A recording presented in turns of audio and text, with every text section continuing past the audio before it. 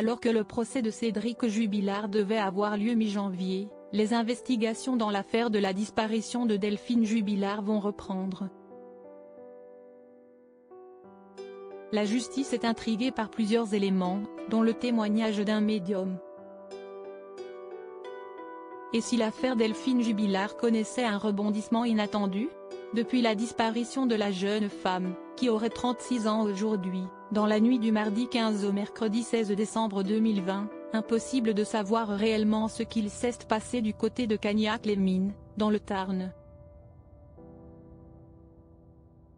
Pourtant, les enquêteurs ont rapidement entamé les recherches, mais des années plus tard, on ne sait toujours pas vraiment où se trouve l'infirmière, mère de 2 enfants, qui n'a plus donné signe de vie.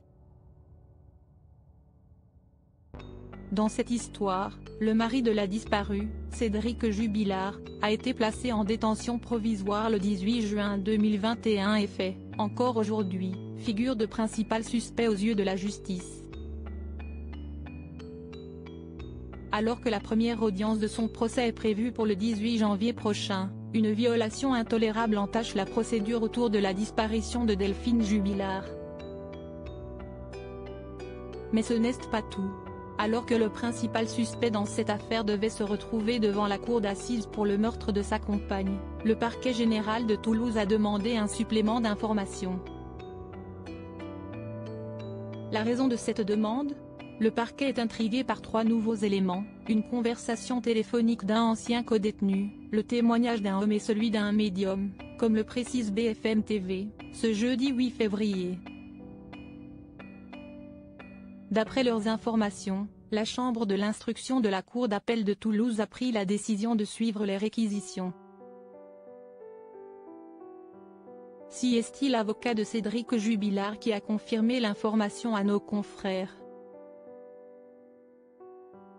Une conversation qui interpelle, une information qui a son importance et qui pourrait relancer l'enquête puisque de nouvelles auditions devraient avoir lieu dans les prochaines semaines. Difficile de ne savoir trop sur le témoignage du médium ni de l'autre individu, mais concernant l'appel téléphonique d'un ancien codétenu de Cédric Jubilard, des informations sont déjà sorties.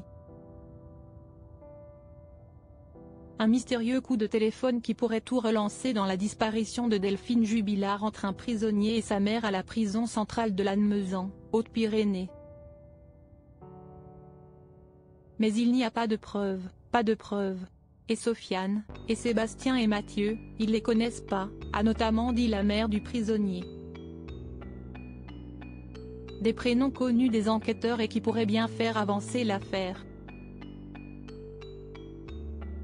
Cédric Jubilard reste présumé innocent des faits qui lui sont reprochés jusqu'à la fin définitive de son procès.